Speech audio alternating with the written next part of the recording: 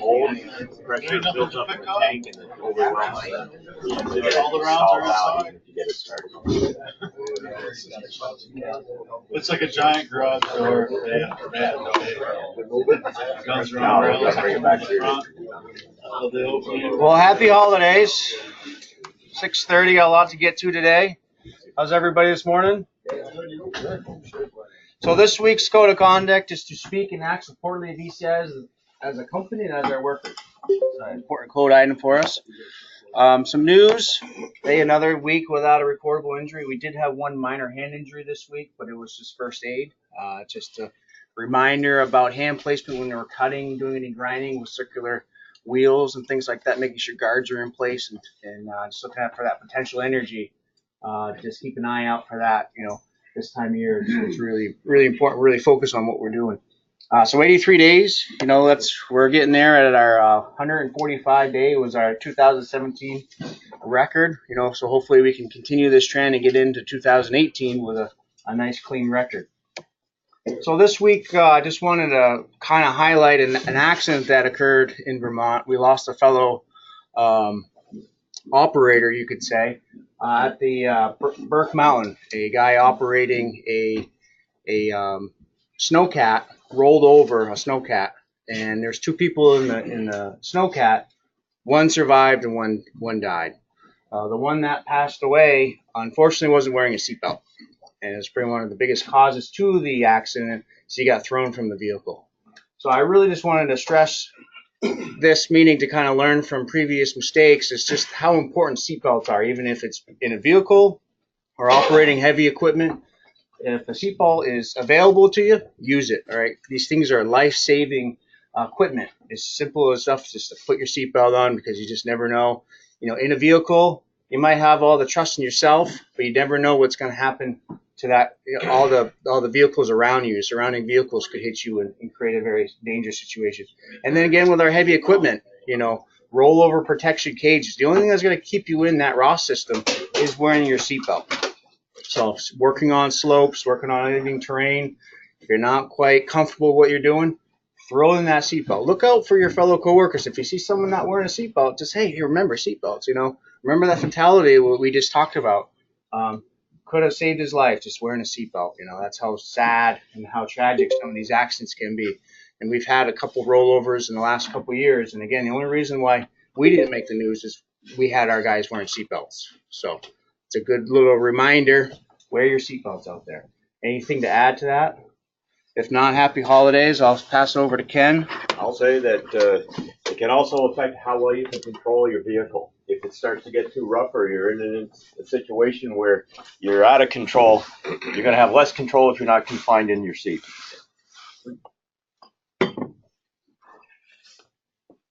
Okay, for corporate announcements, we have the ECI Holiday Barbecue today at noon in Larry's shop. And for the holiday schedule, we're taking off after noon today at that barbecue and beyond. And we'll be off. The offices will be closed anyway until Monday or after Monday, because Monday's a holiday. Of course, I suspect that there'll be some snow removal going on later today and into the weekend. All right. And then New Year's Day, of course, is the following Monday, and the offices get closed for that. So because of all these holidays, really crunched on the payroll side of things. So we've got to get our information, our dailies, our time cards in if we can, right after at lunchtime today or before, or first thing on Tuesday morning.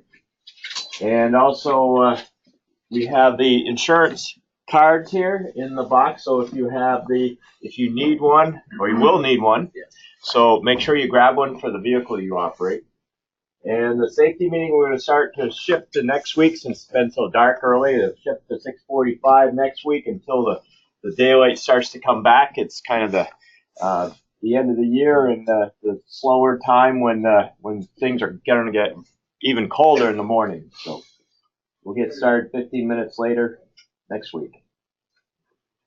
So for technical tips, we're talking still about measuring distances, and I mentioned the pi tape.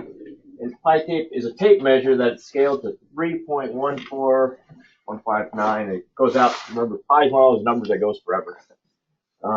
Per inches per inch, And what that does is a ratio, it takes advantage of the ratio of the diameter to the circumference of a circle. Remember, the circumference equal to pi times the diameter.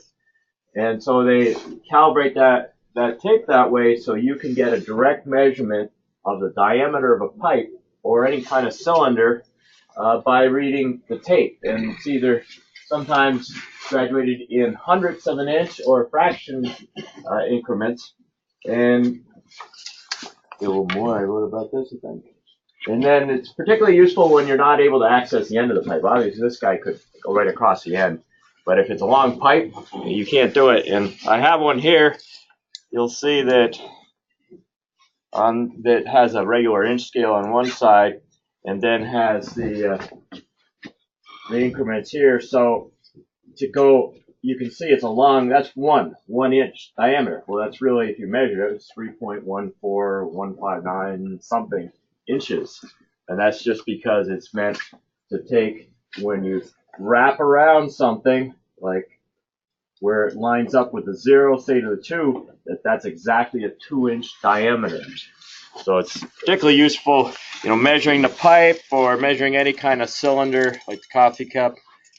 They sometimes use them in the woods for measuring the circumference of a tree, that sort of thing. So very useful thing.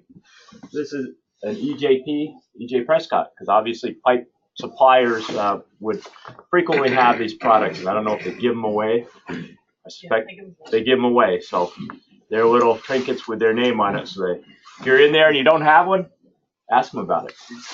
Is that the same thing as OD tape? Yeah.